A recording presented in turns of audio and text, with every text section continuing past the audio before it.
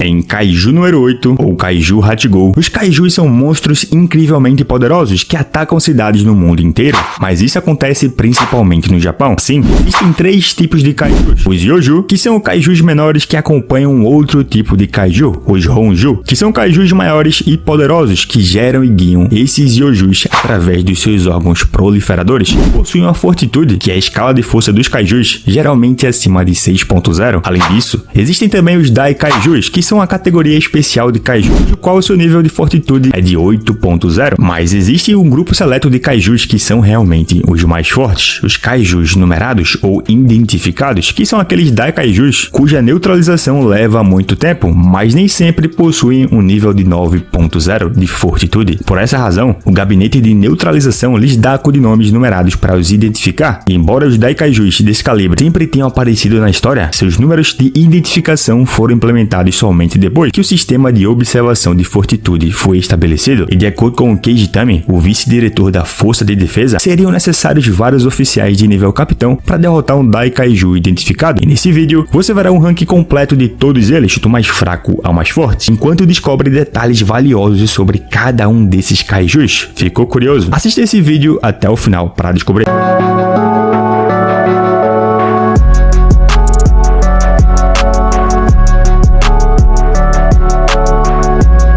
Fala galera, eu sou o Zé dos Animes e se você é novo por aqui, seja muito bem-vindo e inscreva-se no canal para mais vídeos de Kaiju número 8 durante essa primeira temporada do anime. Aproveita também e já deixa o teu like, porque assim o YouTube entende que você tá gostando do vídeo e espalhará ele para mais pessoas assistirem, beleza? E bom, recados dados, vamos deixar de enrolação e bora pro vídeo. Em 13º lugar, Kaiju número 3, 5 e 7, que são Kaijus que não foram revelados ainda, mas se sabe que após suas mortes foram transformados em armas numeradas para serem usados por capitães ou oficiais da Força de Defesa Anti-Kaiju, o que pode ser um sinal de que a obra ainda está longe de acabar, já que eles ainda devem ser introduzidos na história, e me faz ficar pensando também em que oficiais ou capitães podem vir a usá-las. Na minha opinião, seria interessante se um dos oficiais que fossem compatíveis com uma delas fosse o Iharu Furuhashi, que já tem uma relação bacana com o Leno Tashikawa e mostrou ter um potencial absurdo, embora o seu tipo de poder talvez seja algo que impeça a compatibilidade com alguns armas Kaijus. Em 12º lugar, Kaiju número 4, ou Kaiju Yongo, um Kaiju que em algum momento foi enfrentado e morto pela Força de Defesa e eventualmente transformado em uma de suas armas numeradas, a arma número 4, que no passado pertenceu à ex-capitã da 2ª Divisão, a Hikari Shinomiya. Atualmente pertence à filha da Hikari, a oficial da 1ª Divisão, a Kikoru Shinomiya. E enquanto vivo, Kaiju número 4 era um grande monstro voador com 3 olhos e dentes afiados que tinha um corpo alongado semelhante ao de uma centopeia e que, claro, tinha vários conjuntos de asas semelhantes a insetos. O detalhe aqui é que esse Kaiju foi o único Kaiju identificado mostrado sendo capaz de voar até o momento da gravação desse vídeo. Porém, isso é basicamente tudo que sabemos sobre ele em forma de Kaiju. Agora, em sua forma de arma, ele é um traje escamoso de cor clara com 2 repulsores nos braços, uma saia longa e pode gerar um conjunto de asas muito semelhantes às dele vivo. No passado, foi usando ela que a Hikari se sacrificou para parar o Kaiju número 6 e no presente, ele foi passado para Kikoru pelo capitão da 1ª Divisão, o Gen Narumi, e assim foi revelado em seu primeiro treinamento que a Kikoru poderia ver o fantasma da sua mãe enquanto luta, tudo porque a memória que o Kaiju número 4 tem da mãe dela pode ser mostrada por ele. Além disso, a arma número 4 não apenas permite o portador dela voar, mas também é conhecida como a arma numerada mais rápida de todas e permite matar Kaijus muito facilmente. Por exemplo, depois de receber a arma, os atributos físicos já excepcionais de Kikoru evoluíram ainda mais, permitindo que ela facilmente brigasse com o próprio Gen, com ele também usando a sua própria arma numerada. Permitiu ela eliminar um Kaiju com nível de força 7.0 facilmente e a permitiu enfrentar e derrotar Kaiju número 15. Como Kikoru pode ver o fantasma da sua mãe através da memória do Kaiju número 4, enquanto usa a arma, ela pode imitar os movimentos dela e melhorar suas técnicas de combate, além de também conseguir aumentar sua liberação de poder para 94%. Em 11º lugar, Kaiju número 1, ou Kaiju Ichigo, que é conhecido como o Kaiju capaz de enxergar o futuro, foi o primeiro Kaiju identificado que foi enfrentado e derrotado pela força de defesa e foi transformado na primeira arma numerada e está atualmente em posse do capitão da primeira divisão, o Genarumi. Kaiju número 1 era um enorme Daikaiju musculoso com pele cinzenta e múltiplas aberturas em seu corpo maciço, revelando numerosos olhos rosa com pupilas em forma de cruz. A cabeça do Kaiju era semelhante à do Kaiju número 10 e também do número 12, plana com dentes afiados amarrados por manchas na pele, 4 grandes órbitas oculares escuras e 2 chifres semelhantes a touros na lateral da cabeça. E de acordo com o diretor-geral Isao Shinomiya, Kaiju número 1 era um Kaiju temível cujos ataques eram inescapáveis, já que por causa da sua retina, ele conseguia ver através de outros seres vivos e identificar seus pontos fracos, além de lhes dar uma visão aprimorada. Mas o mais importante é que essa perspectiva é fundamental para discernir os impulsos sinápticos que pertencem à parte observada, simulando uma espécie de precognição combativa por ser capaz de saber antecipadamente o que um oponente está prestes a fazer. Resumindo, ele conseguiu, entre aspas, enxergar alguns segundos no futuro, o que fazia com que ele dificilmente errasse seus ataques. Porém, assim como o número 4, não sabemos quais foram seus feitos como um Kaiju, e por isso ficará nessa posição. Agora, como uma arma numerada, ele assume a forma de um traje de combate blindado cinza equipado com a jaqueta preta, que apesar de ter o mesmo poder que o Kaiju em seu núcleo, teve sua habilidade evoluída por Genarumi, uma habilidade de previsão tão avançada que o Kaiju número 1 nunca alcançou em vida. E além dos sinais elétricos, a arma também pode detectar elétrons se movendo, mudanças de temperatura e terreno. Por causa disso, é possível que o capitão preveja o que acontece através de uma visão mental clara. Em 10º lugar, Kaiju número 10, ou Kaiju Jugo. Ele é o Kaiju que atacou a base de Tashikawa e foi criado pelo Kaiju número 9 como um protótipo para o Kaiju número 12. Número 10 é um Kaiju humanoide muito alto e musculoso com uma pele blindada cinza escura, espinhos sem brilho nas costas e uma longa cauda espetada que tem como uma característica marcante uma cavidade em forma de cruz em seu rosto e que pode também mudar de forma, mas falarei sobre isso um pouco mais à frente no vídeo. Esse Kaiju tem uma personalidade bem peculiar. Ele gosta de enfrentar inimigos mais fortes para estender suas lutas, provoca seus adversários apenas com esse propósito, algo tão intrínseco nele que o leva a nunca admitir que perdeu, mesmo quando ficou muito próximo da morte. Porém, ele acabou criando uma forte conexão com o vice-capitão da terceira divisão, o Soshiro Hoshina, e por isso desejou se tornar uma arma numerada para ele, traindo assim seu criador, o Kaiju número 9. Mas falarei melhor sobre isso já também, porque como o Kaiju, seus feitos estão na sua batalha contra a terceira divisão, a força de defesa. O Kaiju número 10 atacou a base de Tashikawa com seu mini exército de Yonju, do tipo Wyvern. Lá, ele enfrentou Soshiro Hoshina de frente e provou ser tão ou até mais forte que o Kaiju número 8 na época, já que o Kafka evoluiu muito depois desse arco. No decorrer da luta, o Kaiju foi cortado várias vezes pela lâmina do Soshiro, até que ele mudou sua aparência e ficou poderoso ao ponto de resistir facilmente ao ataque do vice-capitão. Kaiju número 10 também passou a acompanhar os movimentos do Soshiro, acertou um soco poderoso nele e quase matou seu inimigo, porém foi baleado no ombro pela capitã da terceira divisão, a Mina Ashiro, o que fez ele abaixar a guarda e receber mais ataques não somente dos dois militares, mas também da Kikoru Shinomiya, e assim teve seu núcleo exposto e foi derrotado, ficando nada mais nada menos do que uma cabeça falante que foi levada em custódia pela força de defesa. Quando acordou, o Kaiju número 10 pediu para falar com Soshiro, que estava querendo informações sobre o Kaiju número 9 e decidiu dar informações se a força militar cumprisse um simples acordo, fazer dele a arma numerada do vice-capitão, algo que realmente aconteceu, e o Kaiju número 10 se tornou a primeira arma feita a partir de um Kaiju que possui consciência, pode interagir com o seu portador, que claro, rende interações bem engraçadas entre os dois personagens. Mas agora falando dos seus poderes, quando apareceu pela primeira vez, o Kaiju número 10 tinha uma fortitude de 8.3, porém aumentou seu poder para 9.0 quando atingiu sua forma alterada. Além disso, mesmo depois de ser derrotado, o número 10 ainda manteve um nível de 5.7 de fortaleza, apesar de ter sido reduzido a uma cabeça sem corpo. E com apenas um de seus socos, o número 10 foi capaz de quebrar paredes de concreto e golpear o vice-capitão Soshiro na defensiva. Depois de se tornar enorme, o Kaiju poderia destruir edifícios enormes com facilidade e enviar Soshiro voando por vários blocos com apenas um único soco. E como um Kaiju, ele é capaz de se curar ao ser cortado ou ferido rapidamente. Mostrou ser capaz de aumentar seu tamanho para ganhar muito mais poder e força suficiente para bater de frente com os soldados mais fortes da terceira divisão, e pôde também disparar projéteis através de seus dedos. E como a arma de Kaiju número 10 tem a forma de um traje de combate, que é uma armadura que parece ser feita de escamas roxas, uma longa cauda mecânica que se mexe contra a vontade do Soshiro, tem o seu olho no meio da placa torácica, o traje que realmente aumenta demais os atributos físicos do vice-capitão e o permite fazer uma liberação total para usar 100% de liberação de poder do traje. Em nono lugar, Kaiju número 2, o Kaiju Nigo. O Kaiju que em